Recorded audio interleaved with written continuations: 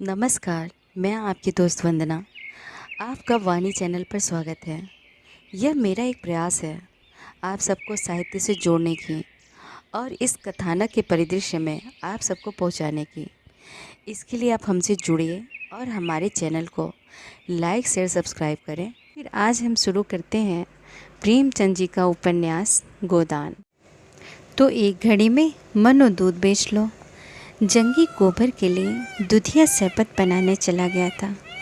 भोला ने एकांत देखकर कहा, और भैया अब इस जंजाल से जी उब गया है। जंगी का हाल देखते ही हो, कामत दूध लेकर जाता है, सानी पानी खोलना बांधना सब मुझे करना पड़ता है। अब तो यही जी चाहता है कि सुख से कहीं एक रोटी खाऊं और पड़ा रहूं। कहाँ तक हाय हाय करूं, रोज़ लड़ाई झगड़ा, किस किस के पाँव सहलाऊं। खांसी आती है, रात को उठा नहीं जाता, पर कोई एक लोटे पानी को भी नहीं पूछता। पगहिया टूट गई है, मुदा किसी को इसकी सुध ही नहीं है। जब मैं बनाऊंगा तभी बनेगी। गोबर ने आत्मीयता के साथ कहा, तुम चलो लखनऊ काका, 5 सेर का दूध बेचो नगद। कितने ही बड़े बड़े अमीरों से मेरी जान पहचान है। मन भर दूध की निकासी का जिम्मा मैं लेता हूँ। जंगी दूधिया शरबत ले आया। गोबर ने एक गिलास शरबत पीकर कहा, तुम तो खाली सांस सवेरे चाय की दुकान पर बैठ जाओ काका, तो 1 रुपया कहीं नहीं गया है। भोला ने 1 मिनट के बाद संकोच भरे भाव से कहा, क्रोध में बेटा आदमी अंधा हो जाता है। मैं तुम्हारी गोई खोल लाया था, उसे लेते जाना। यहाँ कौन खेती बाड़ी होती है। मैंने तो एक नई गोई ठीक कर ली है काका। नहीं नहीं, नई गोई लेकर क्या करोगे, इसे लेते जाओ तो मैं तुम्हारे रुपए भिजवा दूंगा। रुपए कहीं बाहर थोड़े ही हैं बेटा, घर में ही तो है। बिरादरी का ढकोसला है, नहीं तुम में और हम में कौन भेद है। सच पूछो तो मुझे खुश होना चाहिए था कि झुनिया भले घर में है, आराम से है, और मैं उसके खून का प्यासा बन गया था। संध्या के समय गोबर यहाँ से चला तो गोई उसके साथ थी और दही की 2 हांडियाँ लिए जंगी पीछे पीछे आ रहा था। देहातों में साल के 6 महीने किसी न किसी उत्सव में ढोल मजीरा बजता रहता है। होली के 1 महीना पहले से 1 महीना बाद तक फाग उड़ती है। आषाढ़ लगते ही आल्हा शुरू हो जाता है और सावन भादों में कजलियाँ होती हैं। कजलियों के बाद रामायण गान होने लगता है। सिमरी भी अपवाद नहीं है। महाजन की धमकियाँ और कारिंदे की बोलियाँ इस समारोह में बाधा नहीं डाल सकती। घर में अनाज को नहीं हो सकता, लेकिन हंसे बिन तो जिया नहीं जा सकता। यूँ होली में गाने बजाने का मुख्य स्थान नोखे राम की चौपाल थी। वहीं भंग बनती थी, वहीं रंग उड़ता था, वहीं नाच होता था। इस उत्सव में कारिंदा साहब के 10-5 रुपये खर्च हो जाते थे, और किसमें यह सामर्थ कि अपने द्वार पर जलसा कराता। लेकिन अब की गोबर ने गांव के सारे नवयुवकों को अपने द्वार पर खींच लिया है और नोखे राम की चौपाल खाली पड़ी हुई है। गोबर के द्वार पर भंग घुट रही है, पान के बीड़े लग रहे हैं, रंग घोला जा रहा है, फर्श बिछा हुआ है, गाना हो रहा है और चौपाल में सन्नाटा छाया हुआ है। भंग रखी हुई है, पीसे कौन। ढोल मजीरा सब मौजूद है, पर गाए कौन। जिसे देखो गोबर के द्वार की ओर दौड़ा चला जा रहा है। यहाँ भंग में गुलाब जल और केसर बादाम की बहार है। हाँ हाँ, शेर भर बादाम गोबर खुद लाया। पीते ही चोला तर हो जाता है, आंखें खुल जाती हैं। खमीरा तम्बाकू लाया है, खास बिस्वा की। रंग में भी केवड़ा छोड़ा है। रुपए कमाना भी जानता है और खर्च करना भी जानता है। गाड़ कर रख लो तो कौन देखता है। धन की यही शोभा है। और केवल भंग ही नहीं है, जितने गाने वाले हैं सबका न्योता भी है। और गांव में न नाचने वालों की कमी है, न गाने वालों की, न अभिनय करने वालों की। शोभा ही लंगड़ों की ऐसी नकल करता है कि क्या कोई करेगा। और बोली की नकल करने में तो उसकी सानी नहीं है। जिसकी बोली कहो उसकी बोली, आदमी की भी जानवर की भी। गिरधर नकल करने में बेजोड़ है। वकील की नकल वह करे, पटवारी की नकल वह करे, थानेदार की, चपरासी की, सेठ की, सभी की नकल कर सकता है। हाँ, बेचारे के पास वैसा सामान कहाँ है। मगर अब की गोबर ने उसके लिए सामान मंगा दिया है और उसकी नकलें देखने जो होंगी। यह चर्चा इतनी फैली कि सांझ से ही तमाशा देखने वाले जमा होने लगे। आसपास के गांव से दर्शकों की टोलियां आने लगी। 10 बजते बजते 3-4 हजार आदमी जमा हो गए और जब गिरधर झिंगुरी सिंह का रूप धरे अपनी मंडली के साथ खड़ा हुआ तो लोगों को खड़े होने की जगह भी न मिलती थी। वही खलवाड़ सिर, वही बड़ी मूंछें और वही तोन बैठे भोजन कर रहे हैं और पहली ठकुराइन बैठी पंखा चल रही हैं। ठाकुर ठकुराइन को रसिक नेत्रों से देखकर कहते हैं, अब भी तुम्हारे ऊपर वह जोबन है कि कोई जवान भी देख ले तो तड़प जाए। और ठकुराइन फूल कर कहती हैं, जभी तो नई नवेली लाए, उसे तो लाया हूँ तुम्हारी सेवा करने के लिए, वो तुम्हारी बराबरी क्या करेगी। छोटी बेबी यह वाक्य सुन लेती है और मुंह फुलाकर चली जाती है। दूसरे दृश्य में ठाकुर खाट पर लेटे हैं और छोटी बहू मुंह फेरे हुए जमीन पर बैठी है। ठाकुर बार बार उसका मुंह अपनी ओर फेरने की विफल चेष्टा करके कहते हैं, मुझसे क्यों रूठी हो मेरी लाडली। तुम्हारी लाडली जहाँ हो वहाँ जाओ, मैं तो लौंडी हूँ, दूसरों की सेवा टहल करने के लिए आई हूँ। तुम मेरी रानी हो, तुम्हारी सेवा टहल करने के लिए वह बुढ़िया है। पहली ठकुराइन सुन लेती है और झाड़ू लेकर घर में घुसती है और कई झाड़ू उन पर जमाती है। ठाकुर साहब जान बचाकर भागते हैं। फिर दूसरी नकल हुई जिसमें ठाकुर ने 10 रुपये का दस्तावेज लिखकर 5 रुपये दिए। शेष नजराने और तहरीर और दस्तूरी और ब्याज में काट लिए। किसान आकर ठाकुर की चरण पकड़कर रोने लगता है। बड़ी मुश्किल से ठाकुर रुपए देने पर राजी होते हैं।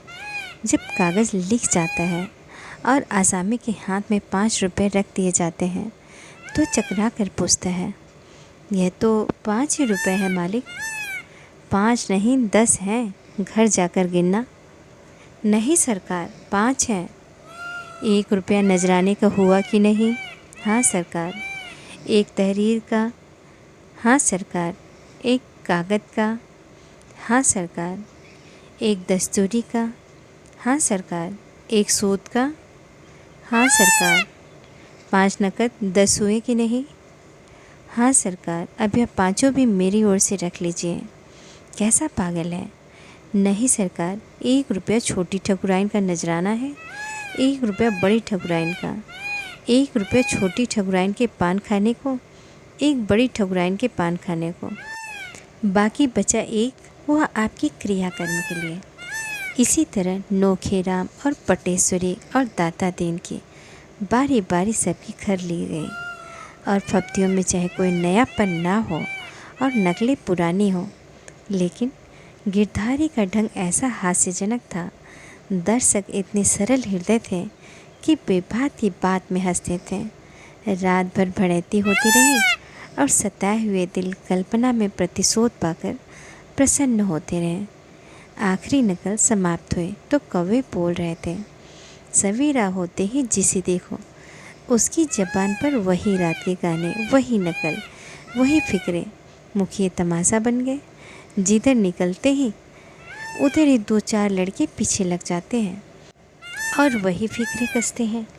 झिंगुरी सिंह तो दिल्लगी बाज आदमी थे, इसे दिल्लगी में लिया, मगर पटेश्वरी में चिढ़ने की बुरी आदत थी और पंडित दाता दीन तो इतने तुनक मिजाज थे कि लड़ने पर तैयार हो जाते थे। वो सबसे सम्मान पाने के आदी थे। कारिंदा की तो बात ही क्या, राय साहब तक उन्हें देखते ही सिर झुका देते थे। उनकी ऐसी हंसी उड़ाई जाए और अपने ही गांव में, यह उनके लिए असह्य था। मगर उनमें ब्रह्मतेज होता तो इन दुष्टों को भस्म कर देते, ऐसा साप देते कि सब के सब भस्म हो जाते। लेकिन इस कलयुग में सांप का असर ही जाता रहा, इसलिए उन्होंने कलयुग वाला हथियार निकाला, होरी के द्वार पर आए और आंखें निकाल कर बोले, क्या आज तुम काम करने न चलोगे होरी? अब तो तुम अच्छे हो गए, मेरा कितना हरज हो गया, यह तुम नहीं सोचते? गोबर देर से सोया था, अभी अभी उठा था और आंखें मलता हुआ बाहर आ रहा था कि दाता दिन की आवाज़ कान में पड़ी। पहला गान करना तो दूर रहा, उल्टे और हेकड़ी दिखाकर बोला, अब वो तुम्हारी मजूरी न करेंगे, हमें अपनी ऊख जो बोनी है। दाता दिन ने सुरती फांकते हुए कहा, काम कैसे नहीं करेंगे? साल के बीच में काम नहीं छोड़ सकते, जेठ में छोड़ना हो छोड़ दे, करना हो करे, इसके पहले नहीं छोड़ सकते। गोबर ने जम्हाई लेकर कहा, उन्होंने तुम्हारी गुलामी नहीं लिखी है, जब तक इच्छा थी काम किया, अब नहीं इच्छा है नहीं करेंगे, इसमें कोई ज़बरदस्ती नहीं है। तो होरी काम नहीं करेंगे ना, तो हमारे रुपए सूद समेत दे दो। 3 साल का सूद होता है 100 रुपया, असल मिलाकर 200 होते हैं। हमने समझा था 3 रुपये महीने सूद में कटते जाएंगे, लेकिन तुम्हारी इच्छा नहीं है तो मत करो, मेरे रुपए दे दो। धन्ना सेठ बनते हो तो धन्ना सेठ का काम करो। होरी ने दाता दिन से कहा, तुम्हारी चाकरी से मैं कब इनकार करता हूँ महाराज, लेकिन हमारी ऊख भी तो बोने को पड़ी है। गोबर ने बाप को टाटा, कैसी चाकरी और किसकी चाकरी? यहाँ तो कोई किसी का चाकर नहीं, सभी बराबर हैं। अच्छी दिल लगी है, किसी को 100 रुपये उधार दे दिए और उससे सूद में ज़िंदगी भर काम कराते रहें। मूल ज्यों का त्यों, यह महाजनी नहीं खून चूसना है। तो रुपए दे दो भैया, लड़ाई काहे की? मैं आने रुपए ब्याज लेता हूँ, तुम्हें गांव घर का समझकर आधा आने रुपए कर दिया था। हम तो 1 रुपया सैकड़ा देंगे, 1 कौड़ी बेसी नहीं। तुम्हें लेना हो तो लो, नहीं अदालत से ले लेना। 1 रुपया सैकड़े ब्याज कम नहीं होता। मालूम होता है रुपए की गर्मी हो गई है। गर्मी उन्हें होती है जो 1 के 10 लेते हैं, हम तो मजूर हैं, हमारी गर्मी पसीने के रास्ते बह जाती है। मुझे याद है तुमने बैल के लिए 30 रुपये दिए थे, उसके 100 हुए और अब 100 के 200 हो गए। इसी तरह तुम लोगों ने किसानों को लूट लूट कर मजूर बना डाला और आप ज़मीन के मालिक बन बैठे। 30 के 200 कुछ हद है। कितने दिन हुए होंगे दादा? होरी ने कातर कंठ से कहा, यही 8-9 साल हुए होंगे। गोबर ने छाती पर हाथ रखकर कहा, 9 साल में 30 रुपये के 200, 1 रुपये के हिसाब से कितना होता है? उसने ज़मीन पर एक ठिकरे से हिसाब लगाकर कहा, 10 साल में 36 रुपये होते हैं, असल मिलाकर 66, उसके 70 ले लो, इससे बेसी मैं 1 कौड़ी न दूंगा। दाता दिन ने होरी को बीच में डालकर कहा, सुनते हो होरी, गोबर का फैसला? मैं अपने 200 छोड़ के 70 रुपये ले लूँ, नहीं अदालत करूँ। इस तरह का व्यवहार हुआ तो मैं कै दिन संसार चलेगा। और तुम बैठे सुन रहे हो, मगर यह समझ लो मैं ब्राह्मण हूँ, मेरे रुपए हजम करके तुम चैन न पाओगे। मैंने ये 70 रुपये भी छोड़े, अदालत भी नहीं जाऊँगा। जाओ, अगर मैं ब्राह्मण हूँ तो अपने पूरे 200 रुपये लेकर दिखा दूँगा और तुम मेरे द्वार पर आओगे और हाथ बांध कर दोगे। दाता दिन झल्लाए हुए लौट पड़े। गोबर अपनी जगह बैठा रहा, मगर होरी के पेट में धर्म की क्रांति मची हुई थी। अगर ठाकुर या पनिये के रुपए होते तो उससे ज़्यादा चिंता न होती, लेकिन ब्राह्मण के रुपए, उसकी एक पाई भी दब गई तो हड्डी तोड़ कर निकलेगी। भगवान न करे कि ब्राह्मण का कोप किसी पर गिरे। वंश में कोई चिल्लू भर पानी देने वाला नहीं रहेगा। उसका धर्म भीरू मन त्रस्त हो उठा। उसने दौड़कर पंडित जी के चरण पकड़ लिए और आर्त स्वर में बोला, महाराज, जब तक मैं जीता हूँ तुम्हारी 1-1 पाई चुकाऊँगा।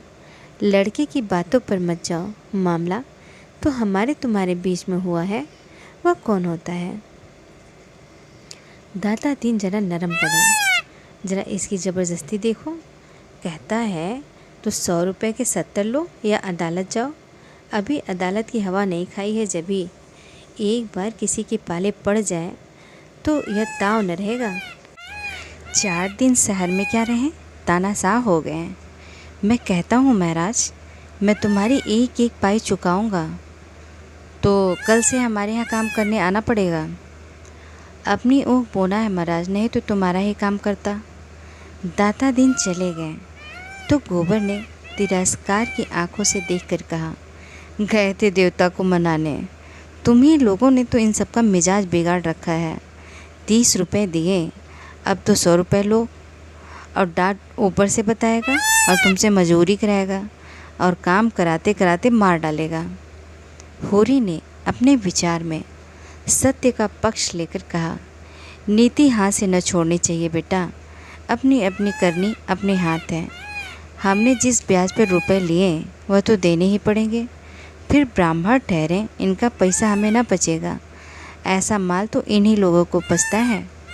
गोबर ने त्योरियां चढ़ाई, नीति छोड़ने को कौन कह रहा है, और कौन कह रहा है कि ब्राह्मण का पैसा दबा लो। मैं तो यही कहता हूँ कि इतना सूद नहीं देंगे। बैंक वाले 12 आने सूद लेते हैं, तुम 1 रुपया ले लो, और क्या किसी को लूट लोगे? उनका रोया जो दुखी होगा हुआ करे, उनकी दुखी होने के डर से हम बिल क्यों खो दें? बेटा, जब तक मैं जीता रहूं, मुझे अपने रास्ते चलने दो। जब मैं मर जाऊं, तो तुम्हारी जो इच्छा हो वह करना। तो फिर तुम ही देना, मैं तो अपने हाथों अपने पाँव में कुल्हाड़ी न मारूंगा। मेरा गधापन था कि तुम्हारे बीच में बोला, तुमने खाया है तुम भरो, मैं क्यों अपनी जान दूं। यह कहता हुआ गोबर भीतर चला गया।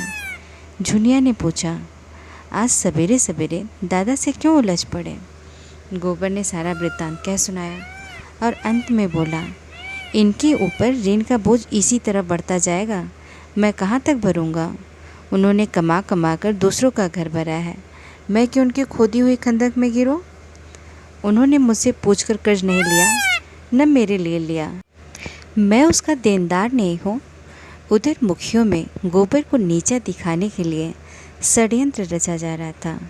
यह लौंडा शिकंजे में न कसा गया तो गांव में उधम मचा देगा। प्यादे में फर्जी हो गया है ना, टेढ़े तो चलेगा ही। जाने कहाँ से इतना कानून सिखाया है। कहता है रुपए सैकड़े सूद से बेसी न दूंगा, लेना हो तो लो, नहीं अदालत जाओ। रात इसने गांव के लौंडों को बटोर कर कितना अनर्थ किया। लेकिन मुखियों में भी ईर्ष्या की कमी न थी। पटेश्वरी ने कहा, मगर सबों को घर घर के रत्ती का हाल मालूम है। झिंगुरी सिंह को तो सबने ऐसा रगेटा कि कुछ पूछो ना। दोनों ठकराइनों की बातें सुन सुनकर लोग हंसी के मारे लौट गए। नोखे राम ने ठट्टा मार कर कहा, मगर नकल सच्ची थी। मैंने कई बार उनकी छोटी बेगम को द्वार पर खड़े लौंडों से हंसी करते देखा, और बड़ी रानी काजल और सिंदूर और महावर लगाकर जवान बनी रहती हैं। दोनों में रात दिन छिड़ी रहती है। झिंगुरी पक्का बेहया है, कोई दूसरा होता तो पागल हो जाता। सुना तुम्हारी बड़ी भद्दे नकल की, चमरिया के घर में बंद करके पिटवाया। मैं तो बच्चा पर बकाया लगान का दावा करके ठीक कर दूंगा। वह भी क्या याद करेंगे कि किसी से पाला पड़ा था। लगान तो उसने चुका दिया है ना। लेकिन रसीद तो मैंने नहीं दी, सबूत क्या है लगान चुका दिया। और यहाँ कौन हिसाब किताब देखता है। आज ही प्यादा भेजकर बुलाता हूँ। होरी और गोबर दोनों ऊख के लिए खेत सींच रहे थे। अब की ऊख की खेती होने की आशा तो थी नहीं, इसलिए खेत पड़ती पड़ा हुआ था। अब बैल आ गए हैं तो क्यों न बोई जाए। मगर दोनों जैसे 36 बने हुए थे, न बोलते थे न ताकते थे। होरी बैलों को हाँक रहा था और गोबर मोट ले रहा था। सोना और रूपा दोनों खेत में पानी दौड़ा रही थी कि उनमें झगड़ा हो गया। विवाद का विषय यह था कि झिंगुरी सिंह की छोटी ठकुराइन पहले खुद खाकर पति को खिलाती है या पति को खिलाकर तब खुद खाती है। सोना कहती थी पहले वह खुद खाती है। रूपा का मत इसके प्रतिकूल था। रूपा ने जीरा की, अगर वह पहले खाती तो क्यों मोटी नहीं है? ठाकुर क्यों मोटे हैं? अगर ठाकुर उन पर गिर पड़े तो ठकुराइन पिस जाए। सोना ने प्रतिवाद किया, तो समझती है अच्छा खाने से लोग मोटे हो जाते हैं? अच्छा खाने से लोग बलवान हो जाते हैं, मोटे नहीं होते। मोटे होते हैं घास पात खाने से।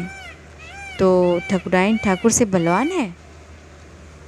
और क्या, अभी उसी दिन दोनों में लड़ाई हुई तो ठकुराइन ने ठाकुर को ऐसा ढकेला कि उनके घुटने फूट गए। तो तू भी पहले आप खाकर तब जीजा को खिलाएगी। और क्या, अम्मा तो पहले दादा को खिलाती है, तभी तो जब तब दादा डांट देते हैं। मैं बलवान होकर अपने मर्द को काबू में रखूँगी। तेरा मर्द तुझे पीटेगा, तेरी हड्डी तोड़कर रख देगा। रूपा रुआसी होकर बोले, क्यों पीटेगा? मैं मार खाने का काम ही न करूँगी। वह कुछ न सुनेगा। तूने जरा भी कुछ कहा और वो मार चलेगा। मारते मारते तेरी खाल उधेड़ लेगा। रूपा ने बिगड़कर सोना की साड़ी दांतों से फाड़ने की चेष्टा की और असफल होने पर चुटकियां काटने लगी। सोना ने और चिढ़ाया, वह तेरी नाक भी काट लेगा। इस पर रूपा ने बहन को दांत से काट खाया। सोना की बाह लहुआ गई। उसने रूपा को जोर से ढकेल दिया। वह गिर पड़ी और उठकर रोने लगी। सोना भी दांतों के निशान देखकर रो पड़ी। उन दोनों को चिल्लाना सुनकर गोबर गुस्से में भरा हुआ आया और दोनों को दो दो घूंसे जड़ दिए। दोनों रोती हुई खेत से निकलकर घर चल दी। सिंचाई का काम रुक गया। इस पर पिता पुत्र में एक झड़प हो गए। हुरी ने पूछा, अब कौन पानी चलाएगा? दौड़े दौड़े गए, दोनों को भगा दिए। अब जाकर मना क्यों नहीं आते?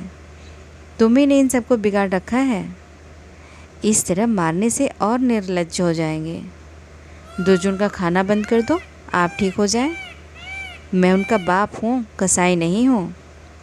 पाँव में एक बार ठोकर लग जाने के बाद किसी कारण से बार बार ठोकर लगती है और कभी कभी अंगूठा पक जाता है और महीनों कष्ट देता है।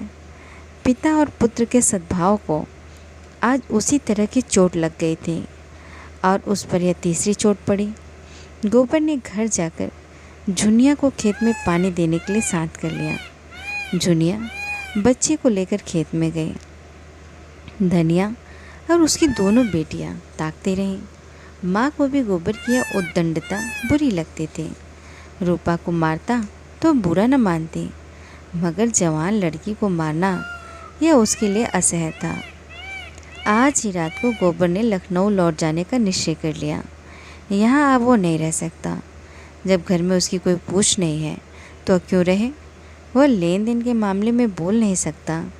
लड़कियों को जरा मार दिया तो लोग ऐसे जामे के बाहर हो गए मानो वो बाहर का आदमी है। तो इस तरह में वो न रहेगा। दोनों भोजन करके बाहर आए थे कि नोखे राम के प्यादे ने आकर कहा, चलो कारिंदा साहब ने बुलाया है। हूरी ने गर्व से कहा, रात को क्यों बुलाते हैं? मैं तो बाकी दे चुका हूँ। प्यादा बोला, मुझे तो तुम्हें बुलाने का हुक्म मिला है। जो कुछ अर्ज करना है वहीं चलकर कहना। हूरी की इच्छा न थी मगर जाना पड़ा। गोबर विरक्त सा बैठा रहा। आध घंटे में हूरी लौटा तो चिलम भरकर पीने लगा। अब गोबर से न रहा गया। पूछा, किस मतलब से बुलाया था? हूरी ने भर्राई हुई आवाज़ में कहा, मैंने पाई पाई लगान चुका दिया। वह कहते हैं तुम्हारे ऊपर 2 साल का बाकी है। अभी उसी दिन मैंने ऊख बेची, 25 रुपये वहीं उनको दे दिए और आज वो 2 साल बाकी निकालते हैं। मैंने कह दिया मैं एक धेला न दूंगा। गोबर ने पूछा, तुम्हारे पास रसीद तो होगी? रसीद कहाँ देते हैं? तुम बिना रसीद ले रुपए देते ही क्यों हो? मैं क्या जानता था वह लोग बेईमानी करेंगे। यह सब तुम्हारी करनी का फल है। तुमने रात को उनकी हंसी उड़ाई, यही उसी का दंड है। पानी में रहकर मगर से बैर नहीं किया जाता। सूद लगाकर 70 बाकी निकाल दिए, ये किसके घर से आएंगे? गोबर ने अपनी सफाई देते हुए कहा, तुमने रसीद ले ली होती तो मैं लाख उनकी हंसी उड़ाता, तुम्हारा बाल बांका न कर सकते। मेरी समझ में नहीं आता कि लेन देन में तुम सावधानी से काम क्यों नहीं लेते। ये रसीद नहीं देते तो डाक से रुपया भेजो, यही तो होगा। 1 आध रुपया महसूल पड़ जाएगा। इस तरह की धांधली तो न होगी। तुमने यहाँ आग न लगाई होती तो आज कुछ न होता। अब तो सभी मुखिया बिगड़े हुए हैं, बेदखली की धमकी दे रहे हैं। देव जाने कैसे बेड़ा पार लगेगा। मैं जाकर उनसे पूछता हूँ। तुम जाकर और आग लगा दोगे? अगर आग लगानी पड़े तो लगा भी दूंगा। वो बेदखली करते हैं, करें। मैं उनके हाथ में गंगा जली रखकर अदालत में कसम खिलाऊंगा। तुम दुम दबाकर बैठे रहो, मैं इसके पीछे जान लड़ा दूंगा। मैं किसी का एक पैसा दबाना नहीं चाहता, ना अपना एक पैसा खोना चाहता हूँ। वह उसी वक्त उठा और नोखे राम की चौपाल में जा पहुँचा। देखा, सभी मुखिया लोगों का कैबिनेट बैठा हुआ है। गोबर को देखकर सबके सब सतर्क हो गए। वातावरण में षड्यंत्र किसी कुंठा भरे हुए थे। गोबर ने उत्तेजित कंठ से पूछा, यह क्या बात है कारिंदा साहब कि आपको दादा ने हाल तक का लगान चुकता कर दिया और आप अभी 2 साल का बाकी निकाल रहे हैं? यह कैसा गोलमाल है?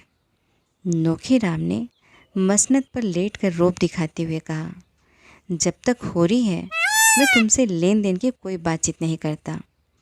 गोबर ने आहत स्वर में कहा, तो मैं घर में कुछ नहीं हूँ? तुम अपने घर में सब कुछ होगे, यहाँ तुम कुछ नहीं हो। अच्छी बात है, आप बेदखली दायर कीजिए। मैं अदालत में तुमसे गंगा जली उठवा कर रुपए दूंगा। इसी गांव से 100 शहादतें दिलाकर साबित कर दूंगा कि तुम रसीद नहीं देते। सीधे साधे किसान हैं, कुछ बोलते नहीं, तो तुमने समझ लिया कि सब काट के उल्लू हैं। राय साहब वहीं रहते हैं जहाँ मैं रहता हूँ। गांव के सब लोग उन्हें हवा समझते होंगे, मैं उन्हें नहीं समझता। रत्ती रत्ती हाल कहूँगा और देखूँगा तुम कैसे मुझसे दोबारा रुपए वसूल कर लेते हो। उसकी वाणी में सत्य का बल था। डरपोक प्राणियों में सत्य भी गूंगा हो जाता है। वही सीमेंट जो ईंट पर चढ़कर पत्थर हो जाता है, मिट्टी पर चढ़ा दिया जाए तो मिट्टी हो जाएगा। गोबर की निर्भीक स्पष्टवादिता ने उस अनीति के बख्तर को भेद डाला, जिससे सज्जित होकर नोखे राम के दुर्बल आत्मा अपने को शक्तिमान समझ रहे थे। नोखे राम ने जैसे कुछ याद करने का प्रयास करके कहा, तुम इतना गर्म क्यों हो रहे हो? इसमें गर्म होने की कौन सी बात है? अगर होरी ने रुपए दिए हैं तो कहीं न कहीं तो टाँके गए होंगे। मैं कल कागज़ निकाल कर देखूँगा। अब मुझे कुछ कुछ याद आ रहा है कि शायद होरी ने रुपए दिए थे। तुम निशा खाते रहो। अगर रुपए यहाँ आ गए हैं तो कहीं जा नहीं सकते। तुम थोड़े से रुपए के लिए झूठ थोड़े ही बोलोगे, और न मैं इन रुपयों से धनी हो जाऊँगा। गोबर ने चौपाल से आकर होरी को ऐसा लथाड़ा कि बेचारा स्वार्थ भीरू बूढ़ा रुआसा हो गया। तुम तो बच्चों से भी गए बीते हो, जो बिल्ली की म्याऊं सुनकर चिल्ला उठते हैं। कहाँ कहाँ तुम्हारी रक्षा करता फिरूँगा। मैं तुम्हें 70 रुपये दिए जाता हूँ। दाता दिन ले तो देकर भरपाई लिखा देना। इसके ऊपर तुमने 1 पैसा भी दिया तो फिर मुझसे 1 पैसा भी ना पाओगे। मैं परदेश में इसलिए नहीं पड़ा हूँ कि तुम अपने आप को लुटवाते रहो और मैं कमा कर भरता रहूँ। मैं कल चला जाऊँगा, लेकिन इतना कह देता हूँ कि किसी से 1 पैसा उधार मत लेना और किसी को कुछ मत देना। मंगरू, दुलारी, दाता दिन सभी से 1 रुपये सैकड़ा सूद कराना होगा। धनिया भी खाना खाकर बाहर निकल आए। बोले, अभी क्यों जाते हो बेटा? 2-4 दिन और रहकर ऊँख की बोली करा लो और कुछ लेन देन का हिसाब भी ठीक कर लो तो जाना। गोबर ने सांस जमाते हुए कहा, मेरा 2-3 रुपये रोज़ का घाटा हो रहा है, यह भी समझती हो। यहाँ मैं बहुत 4 आने की मजूरी ही करता हूँ, और अब कि मैं झुनिया को भी लेता जाऊँगा। वहाँ मुझे खाने पीने की बड़ी तकलीफ़ होती है। धनिया ने डरते डरते हुए कहा, जैसी तुम्हारी इच्छा, लेकिन वहाँ वह कैसे अकेले घर संभालेगी? कैसे बच्चे की देखभाल करेगी? अब बच्चे को देखूं कि अपना सुभीता देखूं? मुझे चूल्हा नहीं फूंका जाता। ले जाने को मैं नहीं रोकती, लेकिन परदेश में बाल बच्चों के साथ रहना, न कोई आगे न पीछे, सोचो कितना झंझट है। परदेश में संगी साथी निकल ही आते हैं अम्मा, और यह तो स्वार्थ का संसार है। जिसके साथ 4 पैसे गम खाओ वही अपना, खाली हाथ तो माँ बाप भी नहीं पूछते। धनिया कटाक्ष समझ गई। उसके सिर से पांव तक आग लग गई। बोले, माँ बाप को भी तुमने उन्हीं पैसे के यारों में समझ लिया है। आंखों देख रहा हूँ, नहीं देख रहे हो। माँ बाप का मन इतना निठुर नहीं होता। हाँ, लड़के अलबत्ता जहाँ 4 पैसे कमाने लगे कि माँ बाप से आंखें फेर लीं। इसी गांव में 1 2 नहीं 10 20 पर